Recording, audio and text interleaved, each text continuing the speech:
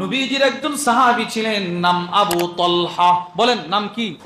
আবু তলহা। উনি ছিল আকসারুল আনসার, মদিনার মধ্যে বড় বড় ব্যবসায়ীদের মধ্যে অন্যতম একজন। কোটি কোটি টাকার মালিক। দুইবার কোটি কোটি বললে ভুল হবে, কোটি কোটি কোটি টাকার মালিক ছিল। ওনার সবচাইতে বড় আয়ের উৎস কি ছিল? মালাম মিন নাখলিন। মদিনায় অনেক বড় বড় ওনার খেজুরের বাগান ছিল। আর আপনারা সকলেই জানেন, আরব বিশ্বের প্রায় এদের সবচাইতে বেশি অর্থনৈতিকভাবে যেটা সহযোগিতা করে সেটা হচ্ছে খেজুর। সেটা কি? প্রত্যেকেরই খেজুর আছে। তো এই সাহাবীর ছিল অনেক বড় বড় খেজুরের বাগান। আনাস ইবনে মালিক বলেন, ওয়া কানা আহাব্বু আমওয়ালিহি ইলাইহি বাইরুহা।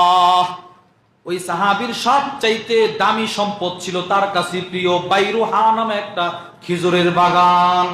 প্রশ্ন, কেন এটা দামি ছিল? ওয়া কানাত মুস্তাকবিলাতাল মসজিদ। যেই খেজুরের বাগানটা মসজিদে নববীর মিম্বর শেষ, তার বাগান শুরু। বুঝেন নাই মনে? এই যে আমাদের এই মসজিদের মেহরাব শেষ, এরপরে সাথে সাথে ওনার খেজুরের বাগান শুরু। রসুলের মসজিদে নববীর সীমানা শেষ, এই সাহাবীর খেজুরের বাগান শুরু। এই সাহাবীর কাছে সবচেয়ে প্রিয় ছিল এই বাগানটা। কেন প্রিয় ছিল? ওয়া কানা রাসূলুল্লাহ সাল্লাল্লাহু আলাইহি ওয়াসাল্লাম ইয়াদখুলুহা ওয়া ইয়াশরাবু মিন মাইন ফিহা তাইয়িবিন। নবীজি কখনো কখনো এই খেজুরের বাগানে প্রবেশ করতেন। সুবহানাল্লাহ।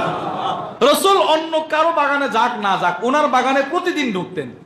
ঢুকে তার বাগানের মাঝখানে একটা কুয়া ছিল, মিষ্টি কুয়া, ওটার পানি নবীজি পান করতেন। রসুল ঢুকতেন। রসুল কে ঢুকতো?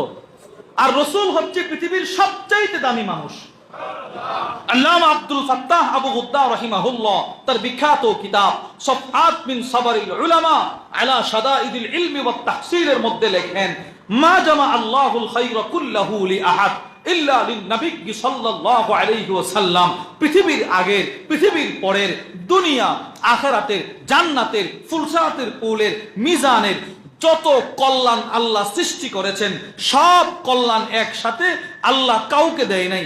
কোনো ওলিকে দেয় নাই, কোনো গাউসকে দেয় নাই, কোনো বুজুর্গকে দেয় নাই, কোনো আলেমকে দেয় নাই। এমনকি একসাথে সব কল্যাণ কোনো নবীকেও দেয় নাই, শুধুই মাত্র আমার নবীকে দান করছে।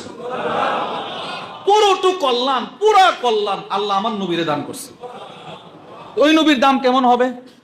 এর আরেকটা সুন্দর ব্যাখ্যা লিখেছেন আল্লামা ইউসুফ ইবনু ইসমাইল আন-নাবহানি রাহিমাহুল্লাহ তার বিখ্যাত কিতাব হুজ্জাতুল্লাহি আলাল আলামিন ফি মুজিজাতি সাইয়্যিদিল মুরসালিনের মধ্যে লেখেন, আল্লাহ তাআলা যত রাসূল দুনিয়ায় পাঠাইছেন, সব নবীকে আল্লাহ তাআলা যেই পরিমাণ মুজিজা দান করছেন, একাই আমার রাসূলকে এর চাইতে বেশি দান করছেন।